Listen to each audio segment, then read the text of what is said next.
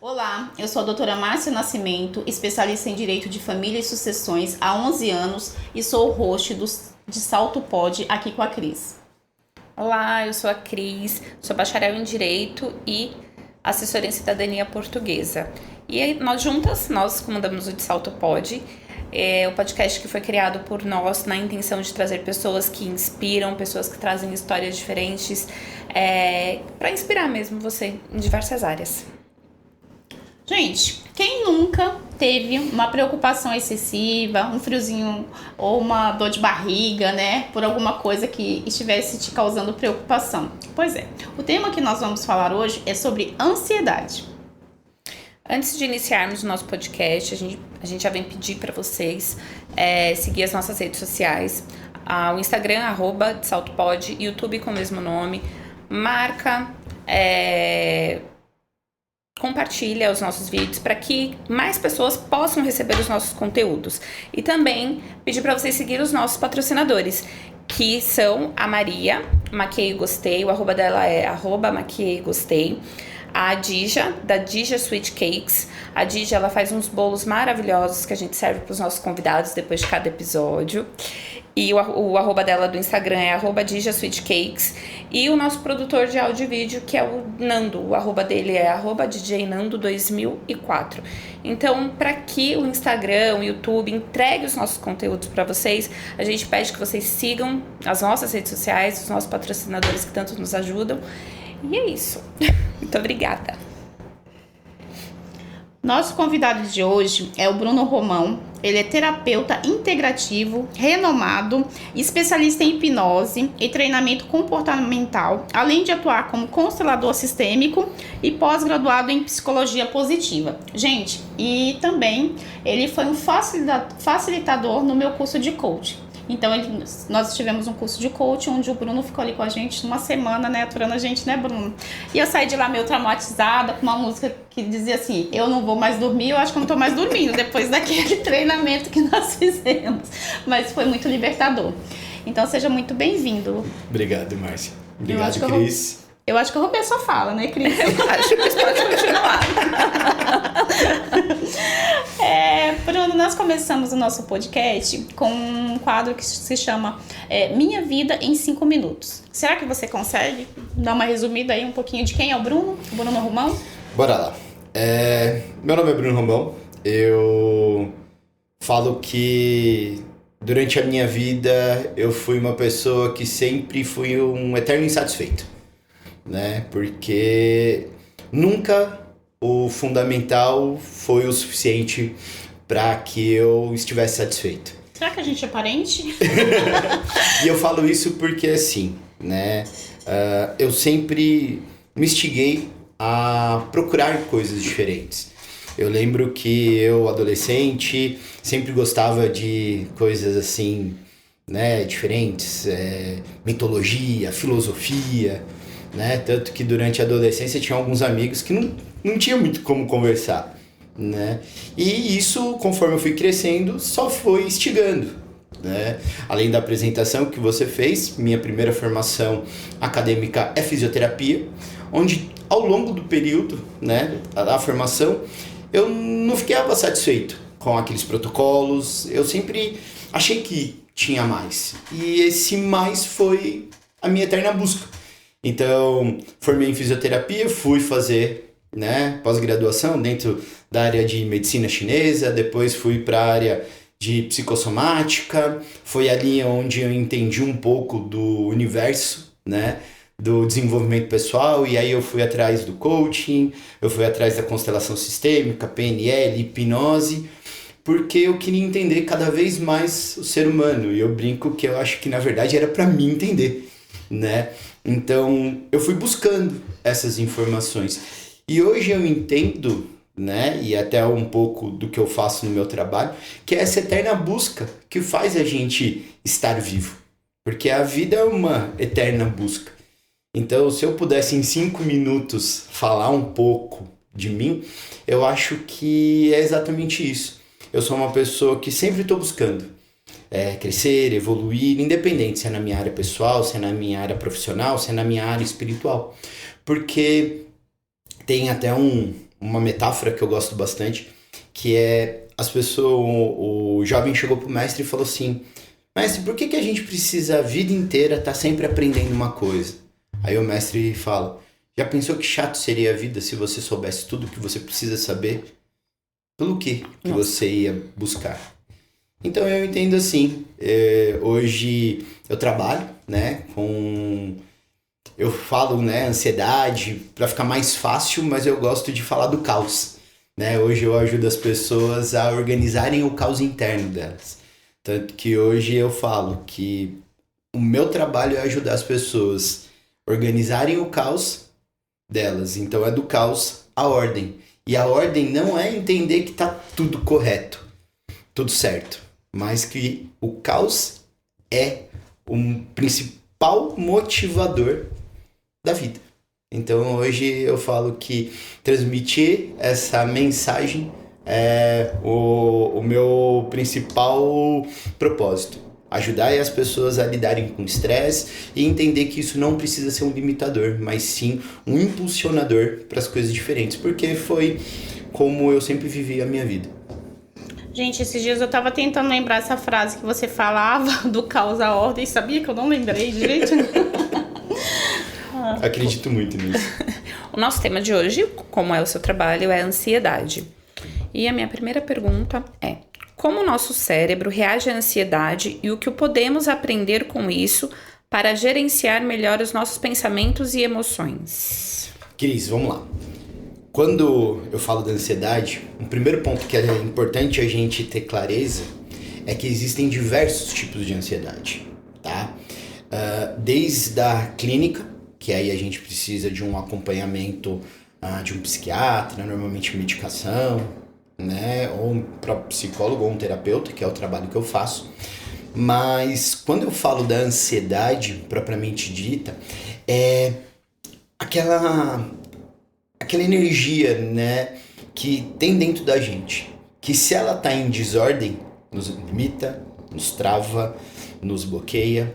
E se ela tá em ordem, é o que nos motiva, é o que nos gera aquela ambição, aquela vontade de fazer.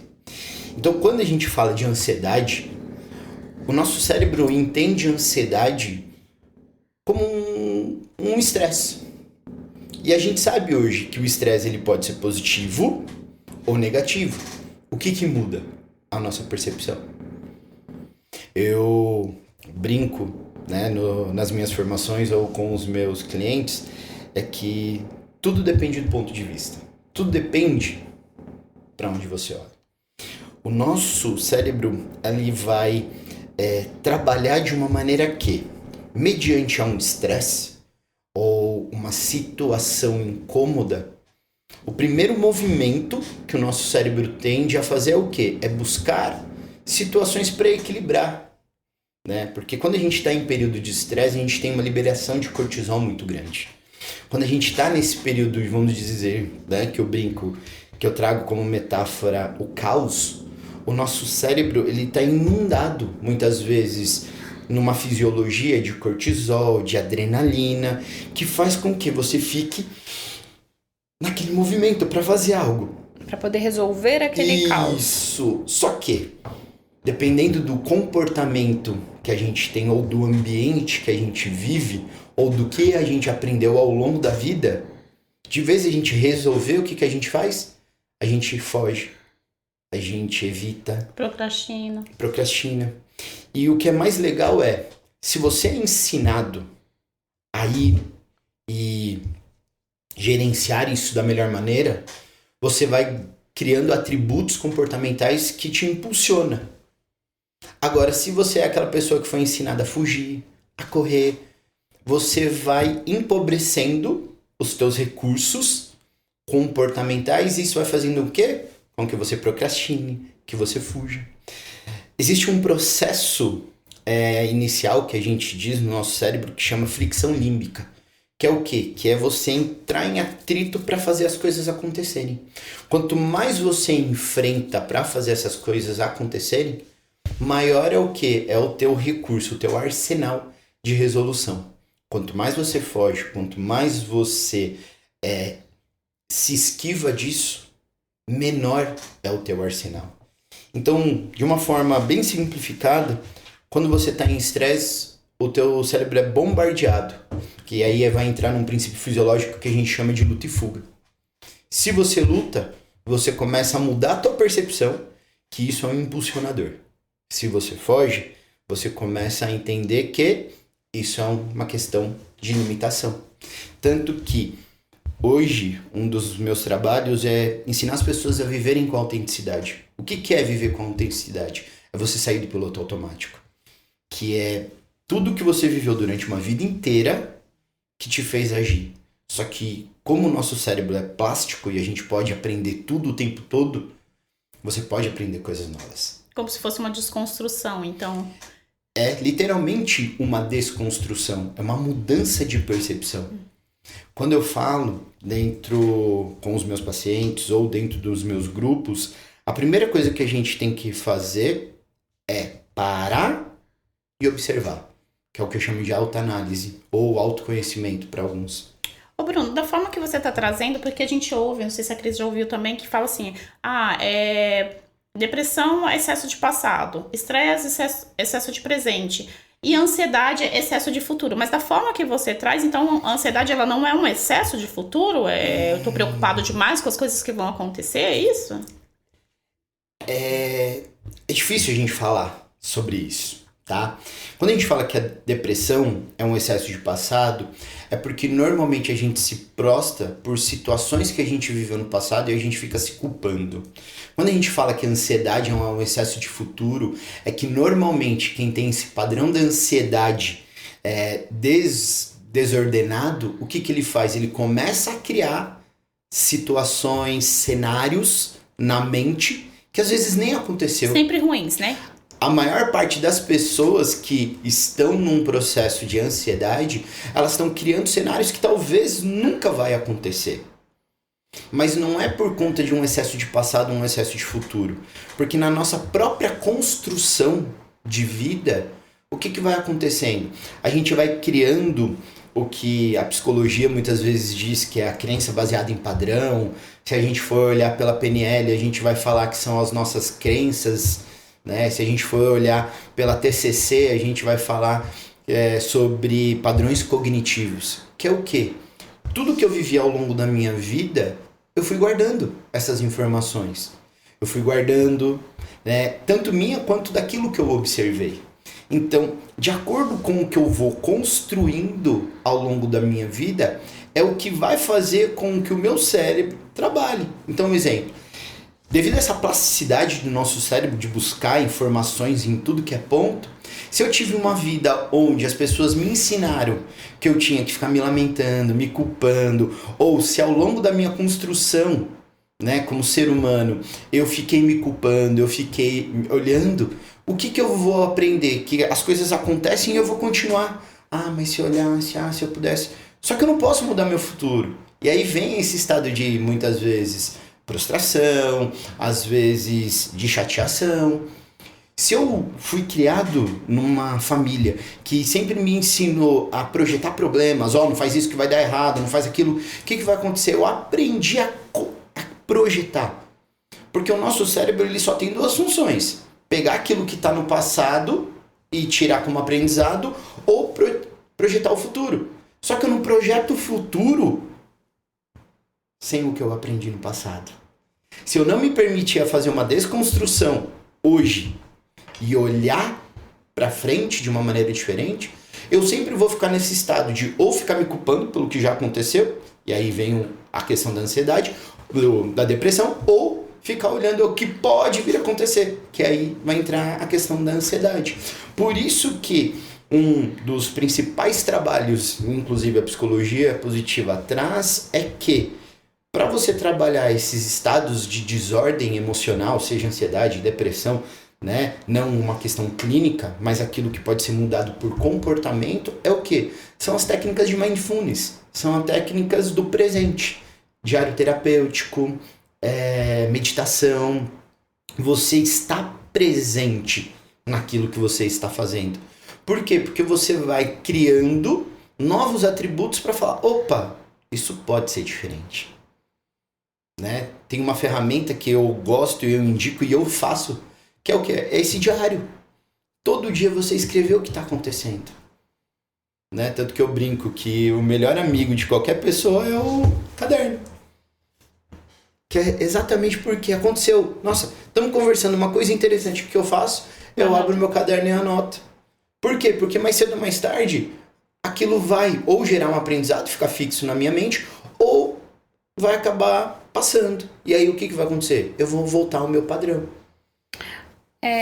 Uma pergunta com relação até a cura. A cura, sim, né? As pessoas que buscam a questão química para poder tratar a ansiedade. É uma fuga, porque eu falo assim, por experiência própria. Eu já tive uma época que eu tive uma situação, e nessa situação eu fiquei muito mal. E aí eu fui no psiquiatra, e aí o psiquiatra falou, ó, psicólogo e medicação. Só que eu fiquei tão bem com a medicação, que eu falava até que eu tinha uma pílula da felicidade, que eu tomava de manhã, ficava feliz o dia inteiro. E assim, tudo aquilo que assim, me ocupava a mente, aquilo parecia que tudo se resolvia durante o dia. Tudo aquilo que era questão de estresse, que era um caos pra mim, durante o meu dia eu conseguia resolver tudo tranquilamente, muito calma, muito tranquila. E pra dormir, eu precisava da outra pra poder dormir. E aí eu tratava as minhas pílulas como pílulas da felicidade. E aí teve uma época que eu falei, não, eu preciso parar com isso. Não fui pra fazer terapia, porque eu falei, tô ótima assim, não vou fazer terapia, porque eu não quero ficar expondo a minha vida pras pessoas. E aí acabou que eu tive que parar. E aí tem aquele desmame, e o meu desmame teve que ser assim, por uma questão física. E eu passei muito mal. Então, aí entra uma das questões mais delicadas de quando a gente trabalha com saúde emocional. Tá? Tratamento psiquiátrico, quando a gente entra com medicação, muitas vezes é mais do que necessário. Por quê? Se a gente estiver falando sobre neurofisiologia, tá? Muitas vezes, devido aos padrões que a gente vai entrar, porque existem diversos tipos de depressão, diversos tipos de ansiedade, a medicação ela é essencial. Por quê? Porque você não vem mais produzindo esses hormônios, esses neurotransmissores. Então a medicação ela vem justamente para quê? Para te trazer para o basal. Qual que é o maior erro? Não ir para terapia. Fazer a fuga. Por quê? Porque você não aprende a lidar com aquelas situações. E justamente por você não aprender a lidar, é por conta disso. Tomei o remédio. Tô bem. Ô Bruno, esses dias eu tava assistindo um podcast, inclusive de uma amiga que é psicóloga, e ela falou, eles estavam tratando um assunto que eu achei muito interessante, porque normalmente não são abordados pelos psicólogos, né? E dizia o seguinte, nem tudo é depressão, nem tudo é ansiedade. Às vezes pode ser uma vitamina que tá faltando no nosso organismo e as pessoas pensam, por exemplo, a minha mãe teve um problema de depressão e a gente tratava tudo que ela tinha como depressão. Ela veio, nós levamos ela no naturopata, tomou um monte de suplemento, voltou totalmente transformada. Então, tem muitas coisas que às vezes é falta de sol, falta de uma vitamina, que a gente acaba... Por isso que eu gosto muito dessa abordagem que eu atuo, que é a abordagem integrativa. Provavelmente você ouviu eu falar disso na formação, e é uma das coisas que eu trago para todos os meus clientes ou para os meus alunos. A abordagem ela tem que ser multidisciplinar. Por quê? O começo do teu processo ou de ansiedade ou depressão, sim, pode ser uma falta vitamínica. Anemia, falta de ferro, gera um desânimo muito grande.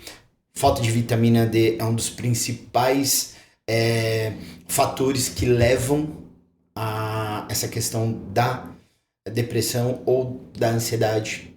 Então, às vezes, é uma questão alimentar, né? Recentemente saiu um estudo que diz que atividade física é um dos melhores remédios para se trabalhar a ansiedade.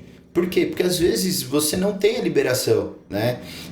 Eu brinco que a gente precisa da nossa dose de alegria diária. E não é a medicação.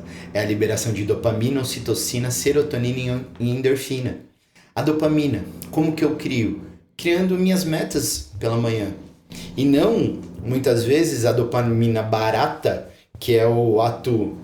Pode falar coisa feia aqui?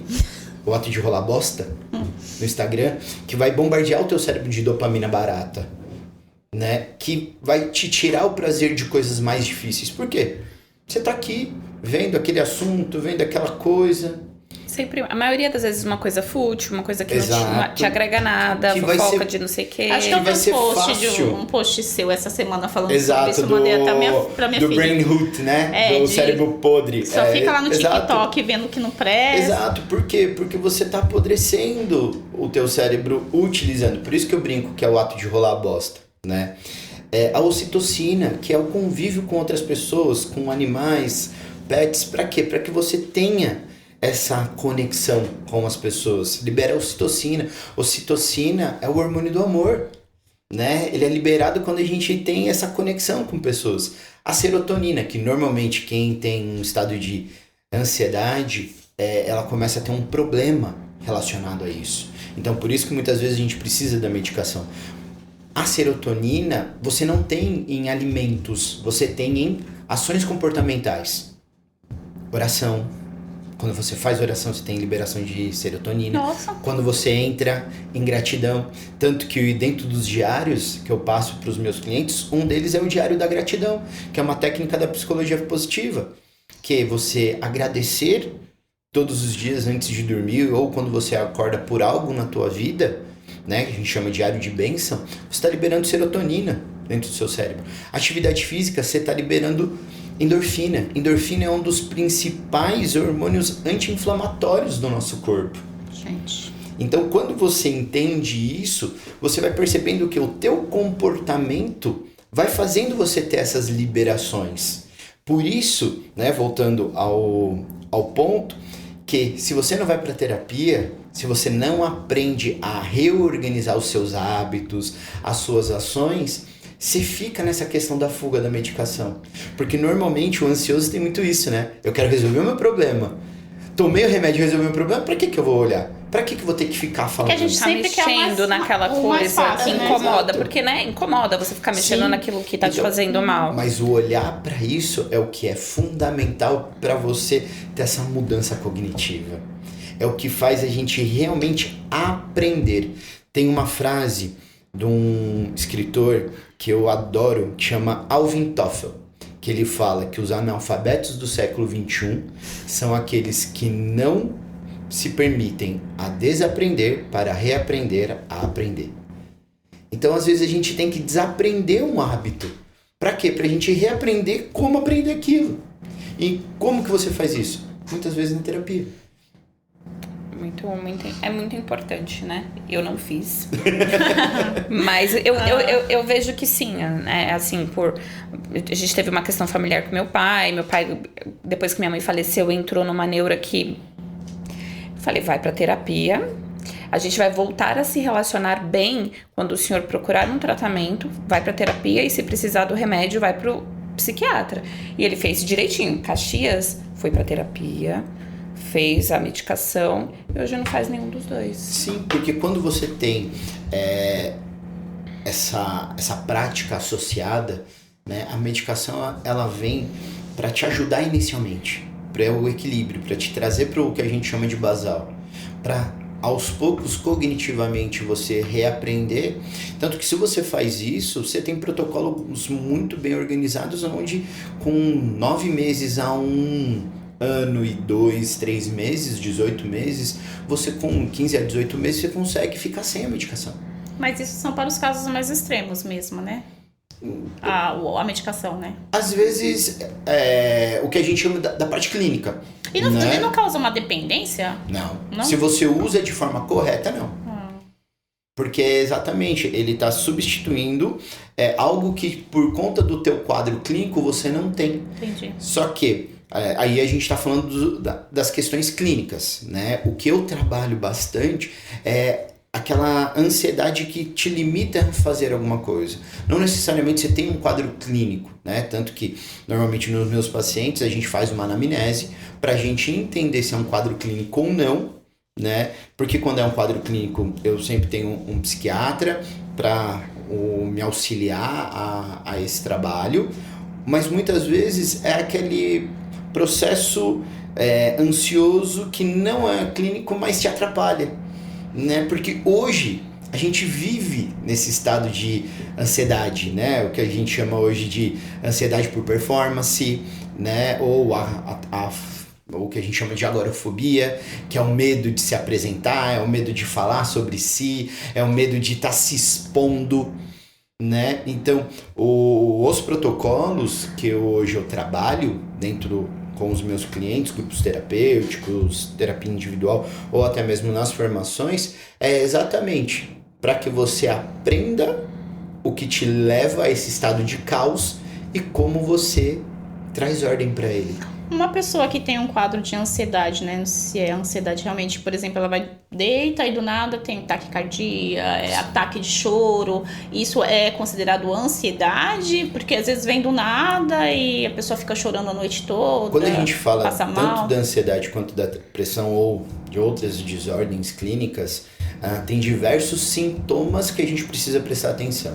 Mas o choro é um deles, a taquicardia é o outro, a insônia, o isolamento. Então não dá para falar assim, isso é isso. Não.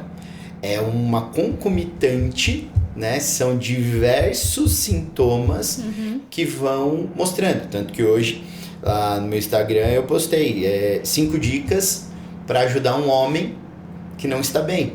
Por quê?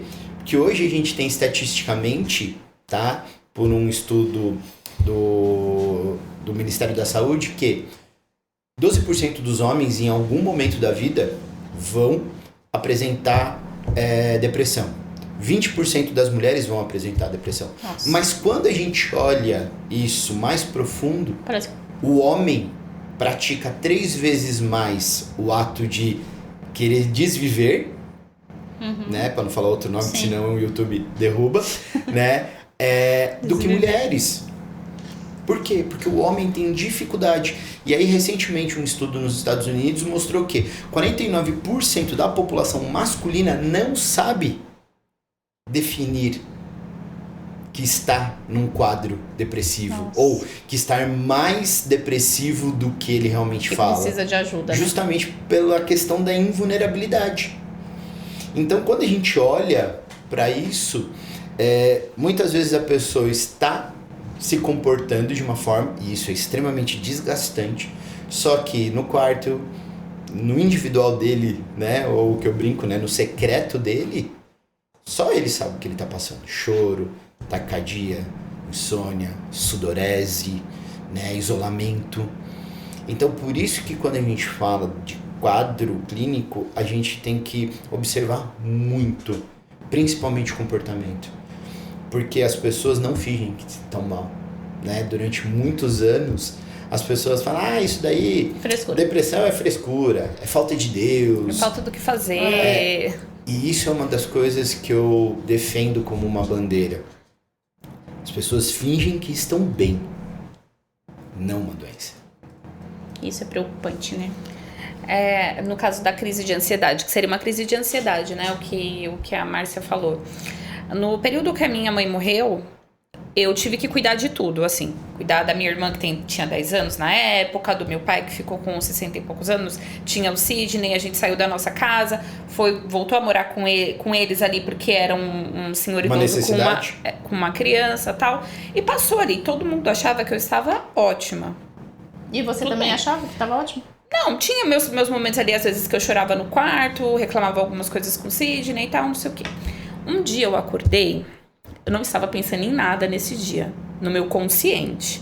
Eu acordei com taquicardia, acordei o Sidney e falei, vou não estar mais aqui.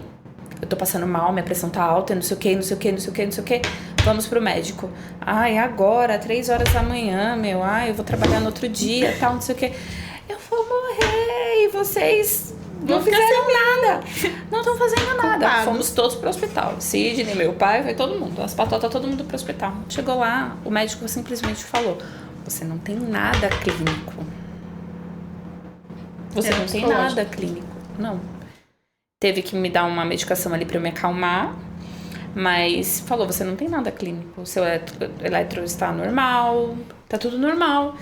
E aí, a partir deste momento que eu falei assim, como que pode, né? Tipo, eu não estava pensando nisso. Mas aquilo veio de uma forma...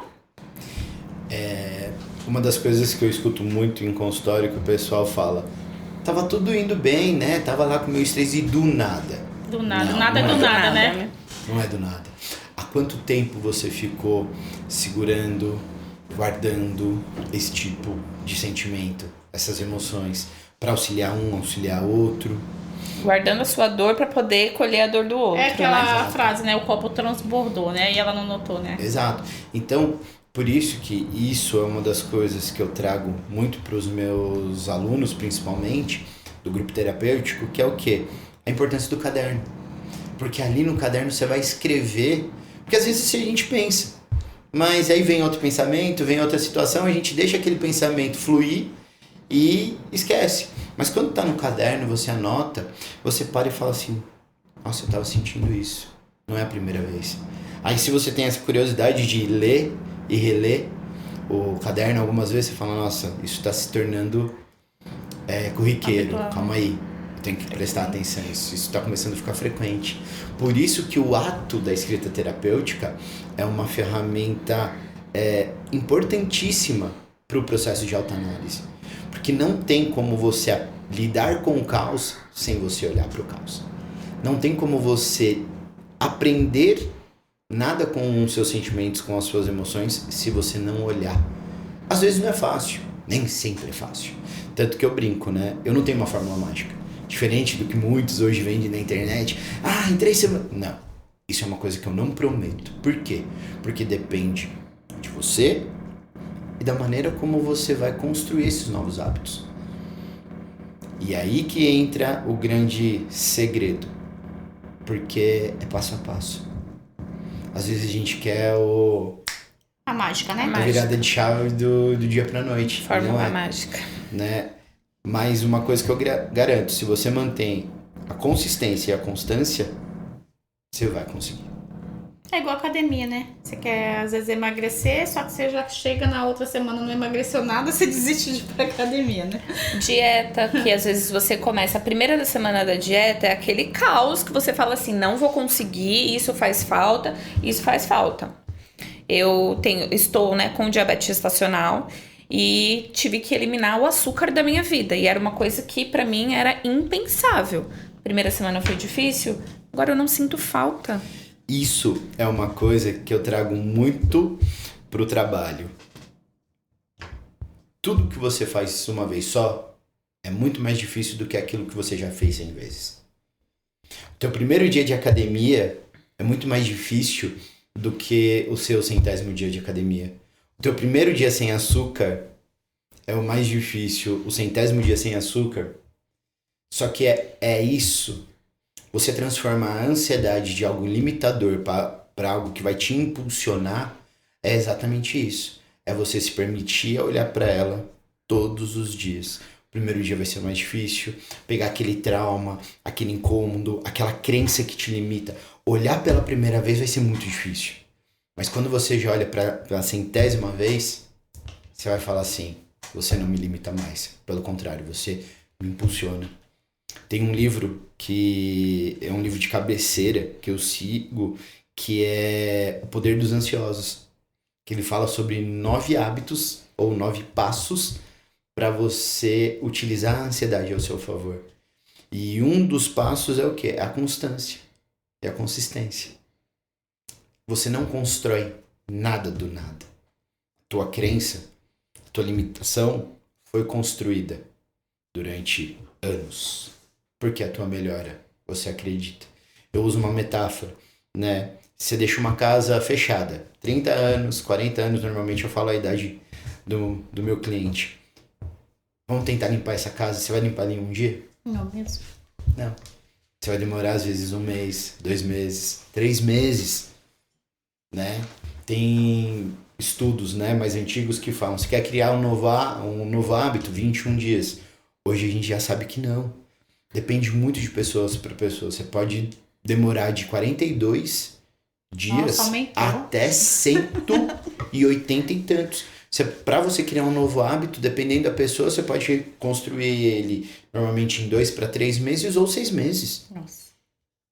Por isso que é importante a gente olhar cada pessoa como uma pessoa e não ter fórmula mágica. Na sua visão, Bruno, como diferenciar a ansiedade que nos impulsiona para agir da ansiedade que nos paralisa e prejudica, né? Como eu falei, a ansiedade que nos paralisa normalmente são todos aqueles cenários de estresse que a gente começa a construir algo. Tanto que uma ferramenta que eu utilizo muito é uma pergunta. Isso é real? Ou eu tô criando? Porque o cérebro ele não entende, né? O que é real e o que é... Eu tô com medo porque vai... Calma aí, vamos lá. Esse meu medo é real? Normalmente, você vai responder não. É uma construção. A ansiedade, ela é ansiedade. Você tá embebido de cortisol, de adrenalina, é o mesmo. Tanto pro processo da ansiedade que te impulsiona, quanto te paralisa. O que muda é a forma como você vai gerir esse teu comportamento. Uma coisa que eu brinco muito é, eu vou controlar. Você não controla nada na tua vida. Você não controla nada. Você não controla aquilo que você sente, porque é um processo intrapsíquico. Você não controla a sua fisiologia, aquilo que você sente. O que você controla? Como você reage. Então, a partir do momento que você sentiu, você vai controlar. É fácil? Não. É possível? Sim. Então, exemplo. Estou no meu estado de estresse. Como que o cérebro funciona? Ele vai buscar uma questão de prazer. Porque quando a gente fala do cortisol de uma forma bem superficial, o cortisol, ele acaba afetando o processo imunológico, ele afeta uma série de questões do nosso corpo, processo inflamatório, que vai te gerar um problema. Então você ficar em período de estresse muito longo, o que acontece? Você está lesionando o teu corpo. E aí o teu cérebro vai fazer o quê? Opa, qual foi a última vez que a gente teve alguma coisa que teve prazer? Foi aquele dia que a gente comeu aquela pizza de pepperoni. Aí o cérebro faz o quê? Pizza de pepperoni, pizza. Aí você, eu mereço, né? Meu dia foi estressante, eu mereço aquela pizza, né? E aí o que acontece? Você anestesiou. Autossabotagem, né? Quando você tem esse estado que você fala, não, mas não é a pizza que vai... Não vai ser rolar bosta no Instagram. Não vai eu ligar o Netflix e maratonar. Não vai ser a cerveja, não vai ser a taça de vinho, não vai ser o chocolate. O que vai resolver? É olhar para essa situação.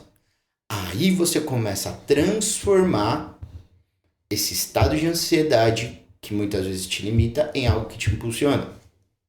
Tem estudos hoje dentro da psicologia que a gente fala do estresse positivo. Musculação. Como que você cresce na musculação? Ganha ou resistência aeróbica ou massa muscular? Estressando o teu músculo, aumentando carga, mudando o exercício, mudando a biodinâmica, a biomecânica. Não estressa só o meu músculo não, tá? Sim.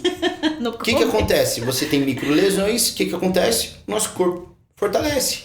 Porque a nossa mente é diferente. Não, o nosso corpo é adaptativo. Então, a partir do momento que eu tenho um estresse e eu olho para esse estresse e eu aprendo com ele, e na próxima vez eu buscar aquela minha crença, que é o meu padrão de comportamento, eu faço uma gestão, que não é controle. Eu escolho fazer diferente, o que acontece? Quando vem aquele estado, você começa a aprender e você cria um novo padrão, que é o quê? Eu dou conta, eu consigo, eu sei fazer. Então, a diferenciação está na nossa percepção. É na maneira como a gente olha para aquele estresse. O estresse é o mesmo.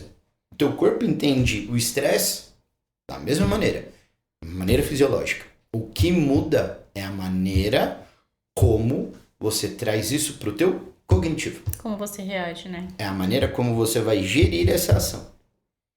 Então, o que difere é pura e simplesmente a forma para como você olha. Nossa, então se você consegue fazer uma gestão de tudo isso, e você consegue, no caso, você falou que é a forma que você olha, né? Se você consegue mudar a percepção em relação a isso, você vai ficar muito melhor e vai ser difícil derrubar, né? Porque... E uma das coisas que você usou um termo, não precisa ser tudo. Pode ser uma coisa de cada vez. Não, mas eu tô falando assim, esse tipo de estresse, ele paralisa a gente, né? Sim. Porque a gente fica sem força, sem ânimo. Imagina você, se você consegue, né, driblar tudo isso. Mas aí que entra o que eu trouxe da questão da fricção límbica. Se você enfrenta uma vez, o que vai acontecendo? É igual a academia. Você vai lá, primeira semana você está todo dolorido. Segunda semana passa, terceira semana, o que acontece? Quando você está lá 30 dias, se adaptou. O que o profissional, o educador físico vai fazer? Muda o treino. Quer dizer que a gente vai precisar de mais estresse, então, é isso? Mas até na musculação, me corrija se eu estiver errada. Você estressa o músculo um dia, mas no dia seguinte, aquele músculo que você estressou, você tem que parar para ele descansar. E tentar outro, E aí né? sim, só depois. Aí que é o ponto da fricção límbica. Você enfrenta um problema de cada vez. Por isso que eu falei, não precisa ser tudo. O que hoje, dentro da minha vida, eu vou escolher olhar. Uma das ferramentas que eu utilizo no meu programa, que eu chamo de desobediência autêntica, que é justamente para você desobedecer o teu padrão convencional e aprender a ter uma vida autêntica com as suas escolhas e não com aquilo que você aprendeu, é o que eu chamo de mapa do caos. O que é? É você parar e falar assim, tá, quais são os momentos que eu tenho maior pico de estresse?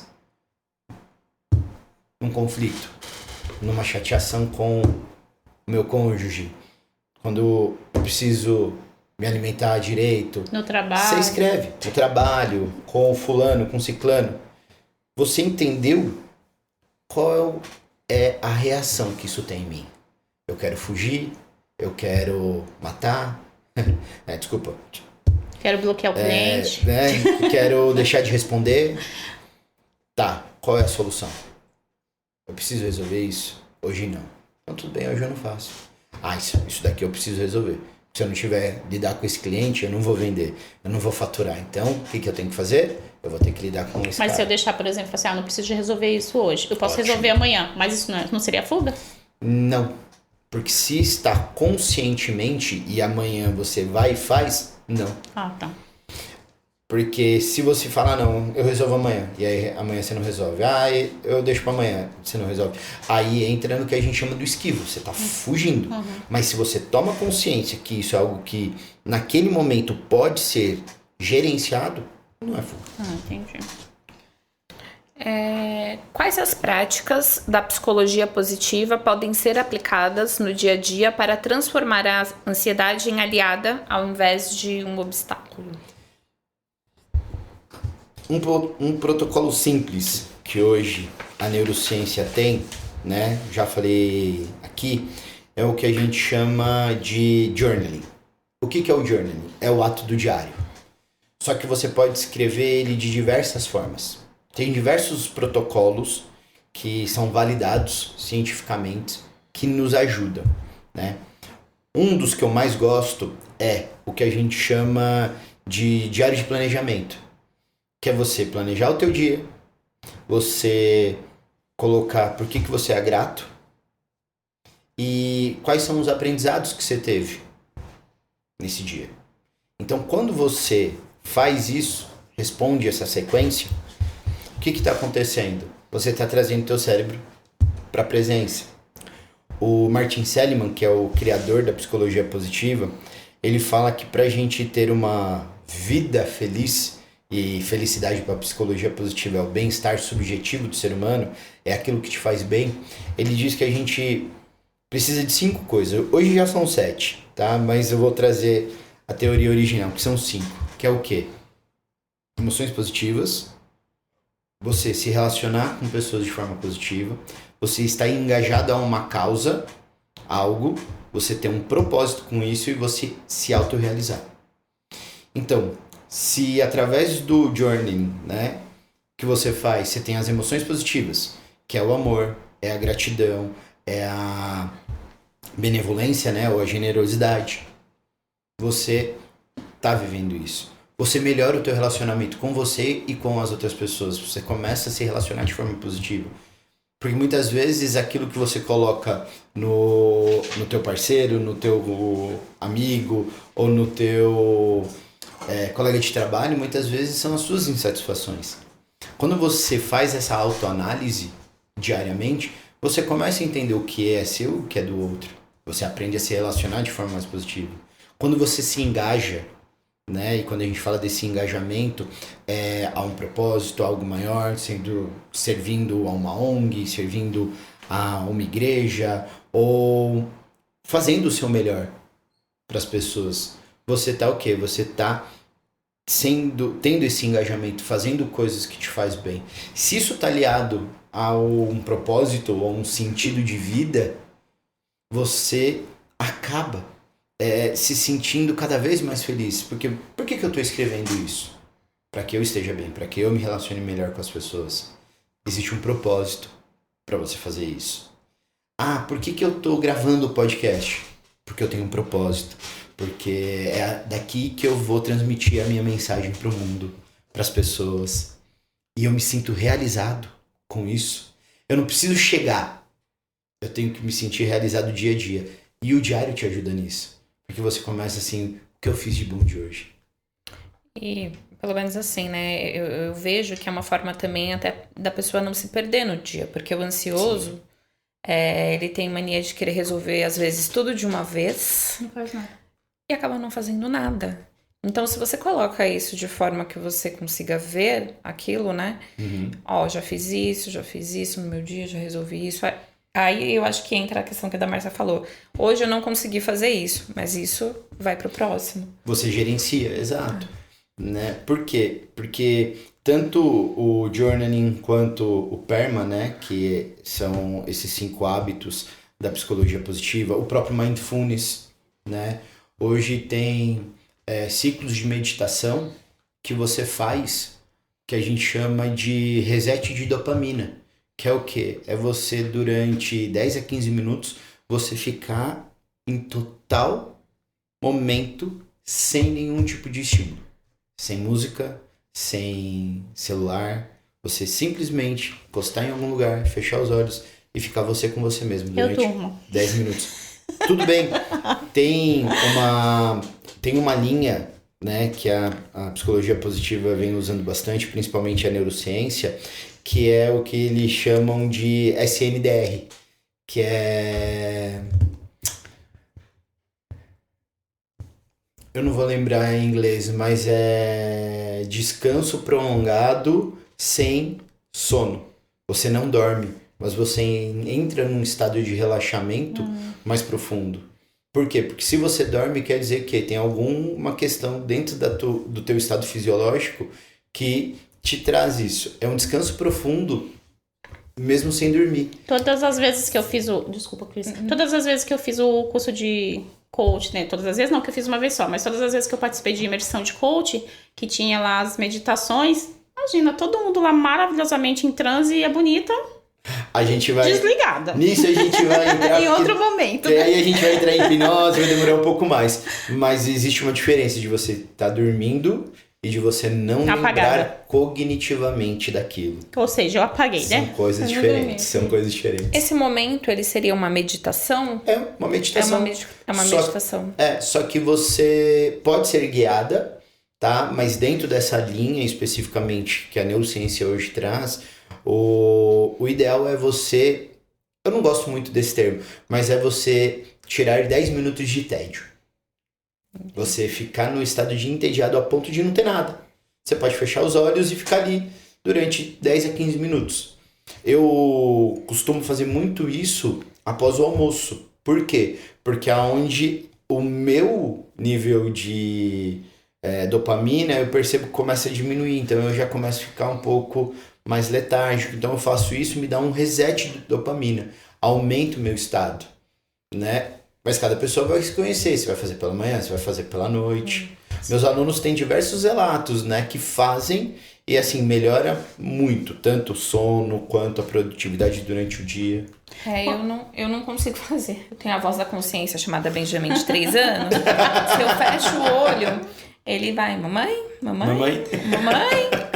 Naqueles casos que eu te falei da pessoa, por exemplo, que tá taquicardia durante a noite, o que a pessoa poderia fazer para diminuir esses sintomas?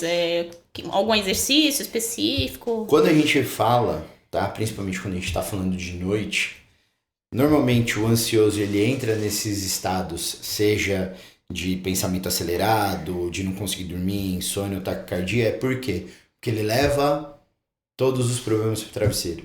Que é exatamente no momento que ele vai deitar, que ele não tá sendo anestesiado pelos estímulos da comida, do celular, Aí que ele começa a fica pensar com em ele. tudo. Aí vem isso à tona. Um protocolo que eu gosto de trazer para os meus clientes é o que a gente chama de higiene do sono. Higiene do sono. Higiene do sono, que é o quê? É um processo que você vai fazendo a partir do momento. Tem 9 passos, tem lugar que tem 11, mas o que eu gosto de trabalhar são 9 passos específicos, tá? Não vou conseguir trazer todos os 9 porque vai demorar, mas exemplo, cama. Cama é única e exclusivamente para você dormir. Cama não é lugar de você fazer tarefas, não é lugar de você estudar, não é lugar de você mexer em celular. Cama serve para dormir. Você só vai para tua cama a partir do momento que você vai dormir.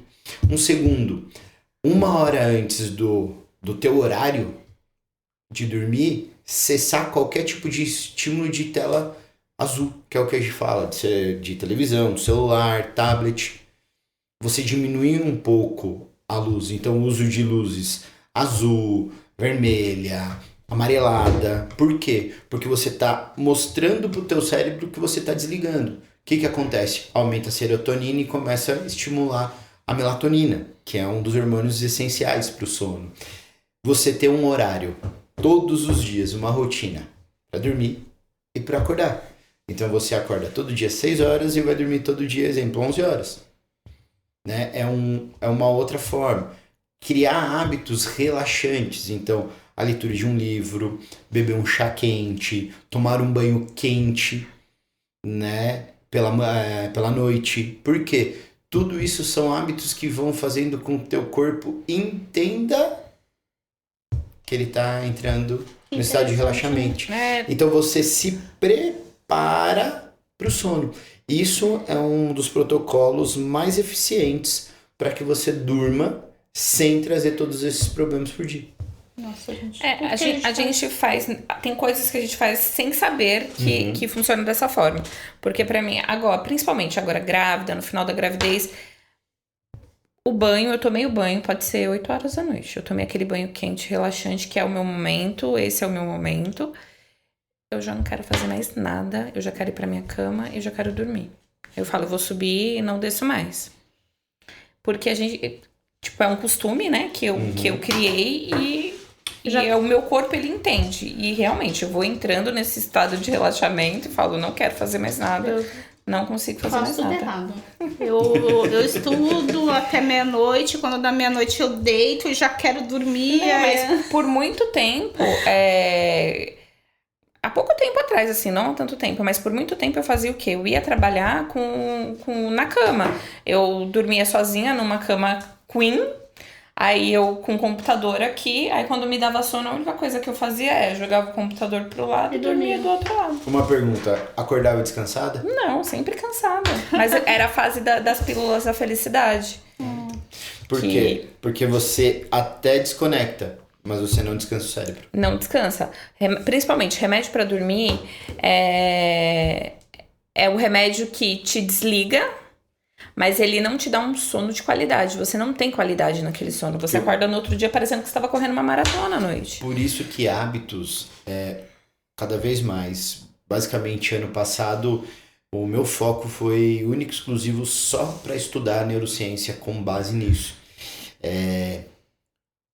Quando você cria novos hábitos, é o que vai mudar o teu comportamento. Não tem como você mudar estados fisiológicos se você não mudar hábitos.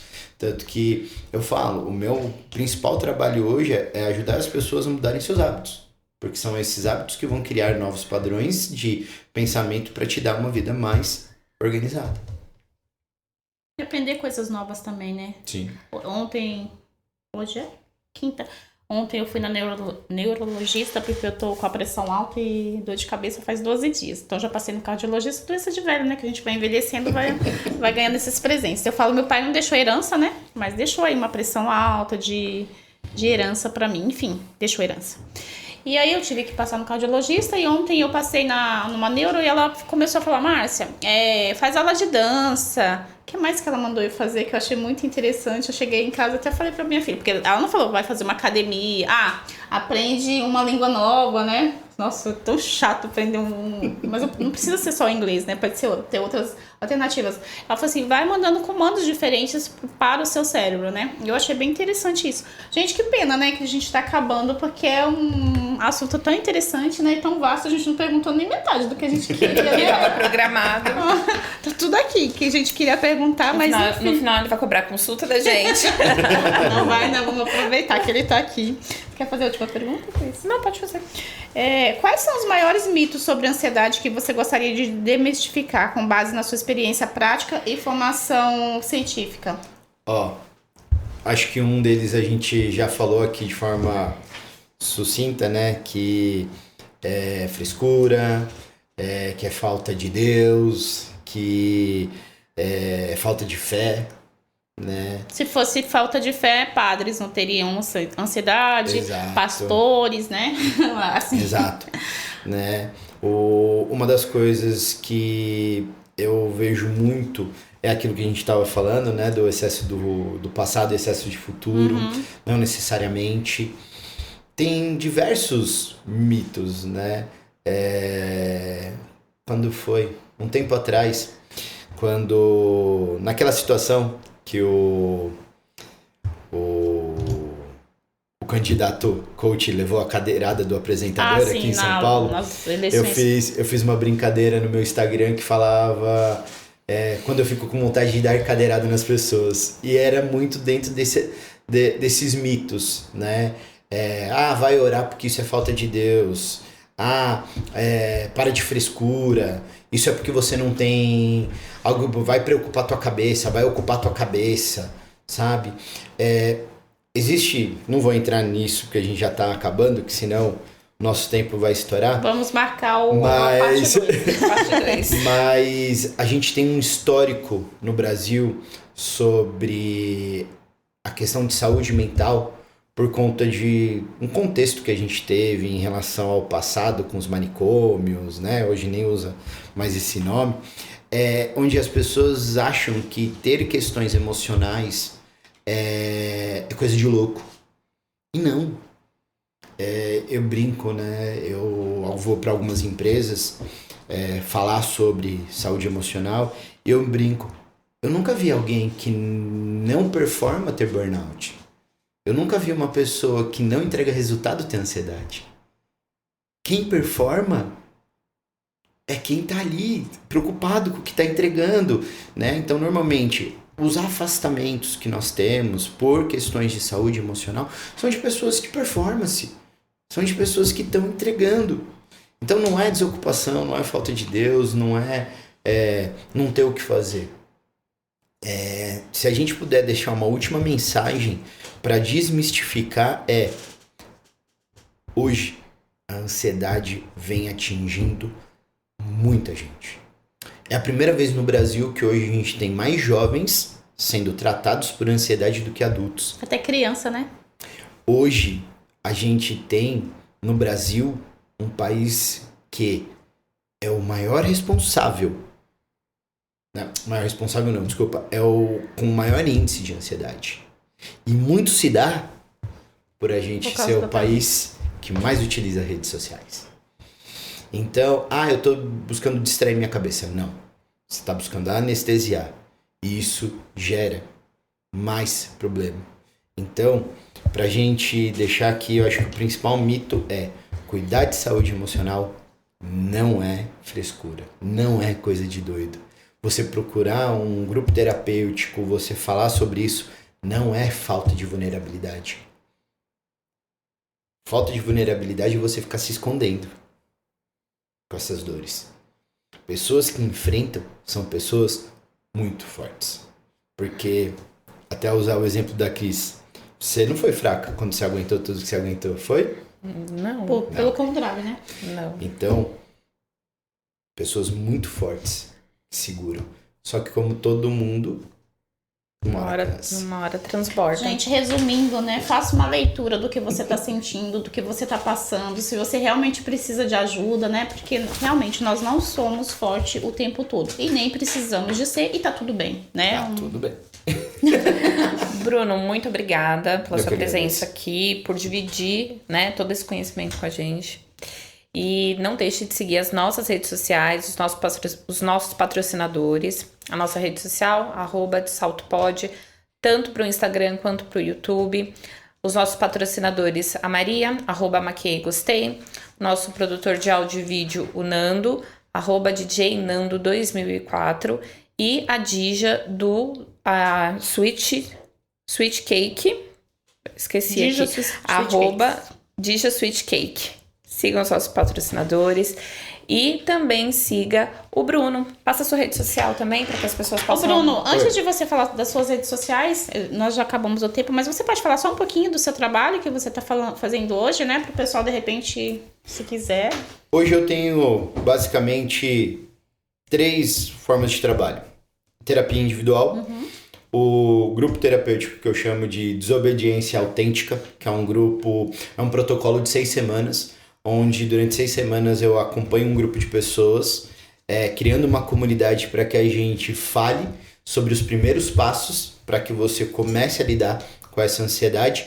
E o segundo grupo é um grupo de 6 meses que eu chamo de Vida Autêntica, que é um grupo onde pessoas que querem aprender a fazer a regulação emocional e aprender a lidar com as emoções e saber o que fazer diferente. É uma comunidade onde todo mundo está no mesmo propósito, porque eu acredito muito no poder de você ter pessoas que te entendam para você poder falar, para você expor o que você está passando sem ser julgado, pelo contrário, sendo acolhido.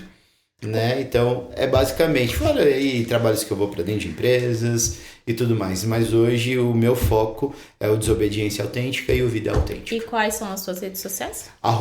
@brunoromão.eu, seja no TikTok, seja no Instagram, seja no Kawaii e em breve no YouTube, brunoromão.eu também. Gente, eu vou dar um feedback rapidinho positivo. Quando eu fui fazer o curso de coach, eu pensei que era como uma pessoa. E quando eu cheguei lá, fiquei totalmente decepcionada, porque não era com a pessoa que nós estávamos aguardando. Todo mundo Acontecia muito. Eu quase me rebelei lá, o Bruno lembra.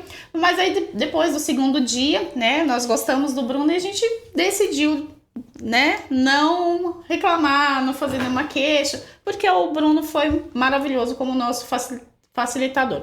Então, se você quiser, siga as redes sociais dele. Se você precisar de alguma ajuda que esteja dentro do que ele falou também, eu tenho certeza que você vai gostar. Porque eu sou muito crítica, muito chata, né? Eu gostei do...